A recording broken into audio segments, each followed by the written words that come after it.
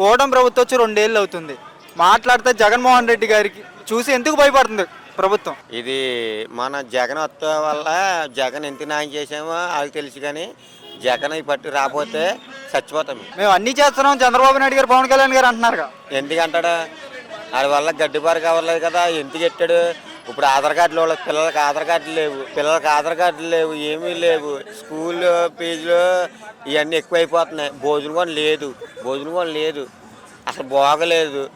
Road పక్కన ఇల్లు తీసేయడు. నువ్వు కోటేశ్వరు, నేను కోటేశ్వరుని. లేబర్ ఉంటారు కదా, అడుక్కునే ఉంటారు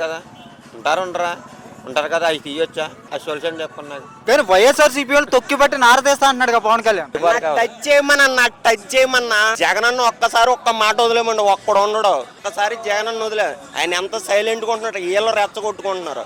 వీళ్ళు ఏమీ పీకలేరు. కనీసం స్కూల్ని పట్టించుకోమండి, వీళ్ళని మనుషులను పట్టించుకున్న పర్లేదు, స్కూల్ని పట్టించుకోమని. లేబర్ని పట్టించుకొని చెప్పు. కోటేశ్వరులు వద్దు, లేబర్ని ఒక ముద్ద అన్నం పెట్టేలాగా చూసుకొని చెప్పు, అది సరిపోద్ది. జగన్ ఈ పట్టు రాకపోతే అప్పుడు అడుగు వాళ్ళ గడ్డిపారు కావుతాయి. జగన్ గారు 2024 ఎలక్షన్ ముందు వాలంటీర్లు ఉన్నదప్పుడు పింఛను కోసం ఇంటికి వచ్చి వెళ్ళేవారా, పంచాయతీకి తీసుకుని వెళ్ళేవారా, అది చెప్పండి. ఇప్పుడు కొత్త ఫంక్షన్ ఏమన్నా వచ్చిందా? రాలేదా?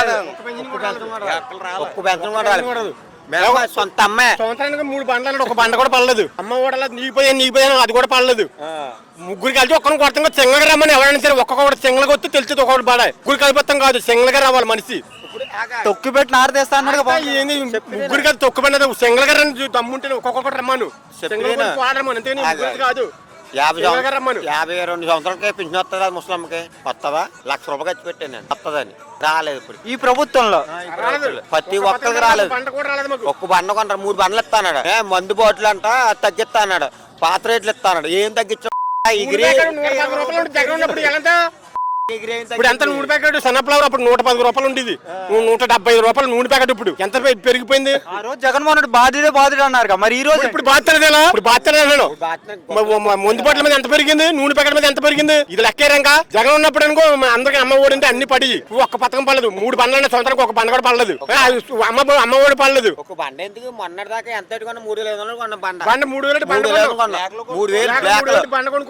2 నెలలు ఆపాడు. 2 సంవత్సరాలు కరోనా అయితే జగన్ అన్ని ఇచ్చాడు.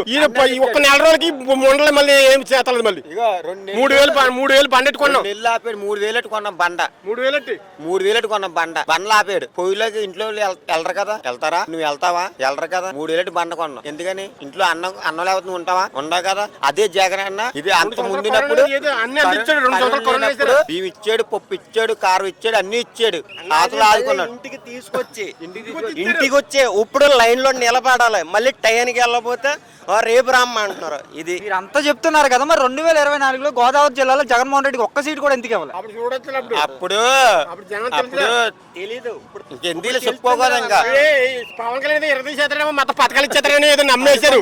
వాళ్ళ కాపులు వాళ్ళకి ఓటేరు పట్టు, వాళ్ళ కాపులు వాళ్ళకి ఓటేరు చూద్దాం కదా. ఇదిగో ఒక్క సుక్కకొని ఏరాడికి వాళ్ళ కాపులు వాళ్ళు ఓటేరు.